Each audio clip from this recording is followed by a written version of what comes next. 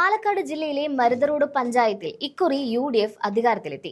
60 വർഷം കാത്തിരുന്നാണ് ഇക്കുറി കോൺഗ്രസും UDFും അവിടെ വിജയിച്ചു കയറിയത്. LDFന് പ്രത്യേകിച്ച് CPMന് ശക്തമായ അടിത്തറയുള്ള ജില്ലയാണ് പാലക്കാട്. ജില്ലയിലെ ഒട്ടുമിക്ക പഞ്ചായത്തുകളിലും LDF തന്നെയാണ് വിജയിച്ചത്. എന്നാൽ പതിവിന് വിപരീതമായി വർഷങ്ങളായി തോറ്റുകൊണ്ടിരിക്കുന്ന പല പഞ്ചായത്തുകളിലും UDFന് വെന്നിക്കൊടി നാട്ടാൻ സാധിച്ചത് വലിയ നേട്ടമാണ്. അങ്ങനെയുള്ള ഒരു പഞ്ചായത്താണ് മരുതറോഡ്. മലമ്പുഴ ബ്ലോക്ക് പഞ്ചായത്തിന് കീഴിൽ വരുന്ന ഈ പഞ്ചായത്തിൽ ഇക്കഴിഞ്ഞ 6 പതിറ്റാണ്ടും ഇടതുപക്ഷമാണ് ഭരിച്ചത്. അതിന് അറുതി വരുത്തി ജനം ഇക്കുറി UDFന് കൈകൊടുത്തപ്പോൾ പിറന്നത് പുതുചരിത്രമാണ്. ഈ പഞ്ചായത്തിനോട് ചേർന്ന് കിടക്കുന്ന മറ്റ് പഞ്ചായത്തുകളെല്ലാം തന്നെ LDF ഭരണം നിലനിർത്തിയപ്പോഴാണ് മരുതറോഡിൽ UDF ചരിത്രം തിരുത്തിക്കുറിച്ചത്.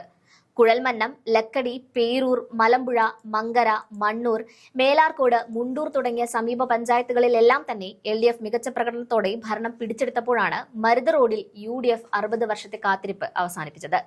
ഇക്കഴിഞ്ഞ 2020 തദ്ദേശ തെരഞ്ഞെടുപ്പിൽ ആകെ ഉണ്ടായിരുന്നത് 19 വാർഡുകളിൽ വെറും 4 എണ്ണത്തിൽ മാത്രമാണ് UDFന് വിജയിക്കാൻ സാധിച്ചത്.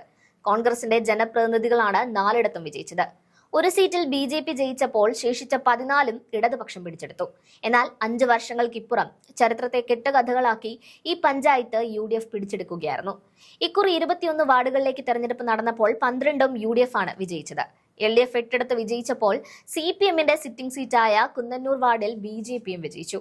2020 BJP വിജയിച്ച തെക്കുമുറി വാർഡ് കോൺഗ്രസ് പിടിച്ചെടുത്തപ്പോൾ കയ്യിലുണ്ടായിരുന്ന ഒരു വാർഡ് CPM BJPക്ക് മുന്നിൽ അടിയറവ് വയ്ക്കുകയും ചെയ്തു. എന്തായാലും ഭരണം പിടിച്ച് 6 പതിറ്റാണ്ടിന് ശേഷം പഞ്ചായത്ത് ഭരണസമിതി സത്യപ്രതിജ്ഞ ചെയ്ത് അധികാരം ഏറ്റെടുക്കുകയും ചെയ്തു.